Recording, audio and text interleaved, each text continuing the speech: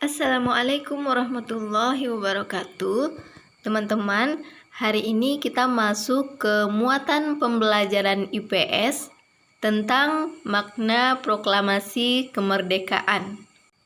Sebelumnya, mari kita amati bersama Quran Surat Al-Anfal ayat 73. Adapun orang-orang kafir, sebagian mereka menjadi pelindung bagi sebagian yang lain. Jika kamu, wahai para muslimin, tidak melaksanakan apa yang telah diperintahkan Allah itu, niscaya akan terjadi kekacauan di bumi dan kerusakan yang besar. Lalu apa kaitannya dengan materi kita hari ini, teman-teman? Dari sini kita bisa mengambil pesan bahwa kekacauan-kekacauan yang terjadi selama ini disebabkan karena kita tidak melaksanakan apa-apa yang diperintahkan oleh Allah. Kita lanjut ke materi. Berikut merupakan teks proklamasi. Teks proklamasi kemerdekaan menjadi tonggak sejarah bagi perjuangan bangsa Indonesia. Meski terdiri dari suku yang berbeda, rakyat Indonesia bersatu dalam memproklamirkan kemerdekaan negara Indonesia. Proklamasi Kemerdekaan Indonesia. Proklamasi kemerdekaan yang dilakukan tanggal 17 Agustus 1945 menjadi peristiwa penting bagi bangsa Indonesia. Peristiwa tersebut menjadi tonggak sejarah di mana bangsa Indonesia berhak atas kemerdekaan dan wajib mempertahankannya. Diawali dengan dijatuhkannya bom atom oleh tentara Amerika Serikat pada tanggal 6 Agustus 1945 di kota Hiroshima dan pada tanggal 9 Agustus 1945 di kota Nagasaki, Jepang akhirnya menyerah kepada tentara sekutu. Peristiwa ini dijadikan kesempatan oleh bangsa Indonesia untuk segera membebaskan diri dari penjajahan bangsa Jepang. Teks proklamasi ditulis di rumah Laksamana Tadashi Maeda, yaitu di Jalan Imam Bonjol nomor 1. Para penyusun teks proklamasi adalah Insinyur Soekarno, Doktorandus Muhammad Hatta, Mr. Ahmad Subarjo, dan teks proklamasi ditulis oleh Insinyur Soekarno.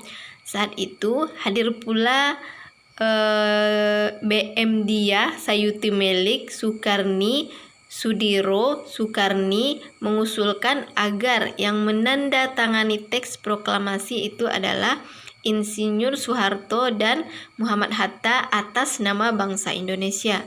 Teks proklamasi diketik oleh Sayuti Melik pada tanggal 17 Agustus 1945 di kediaman Soekarno, yaitu di Jalan Pegangsaan Timur nomor 56. Telah hadir antara lain Suwirjo Wilopo, Gafar Pringgodijo, Tabrani, dan Trimurti.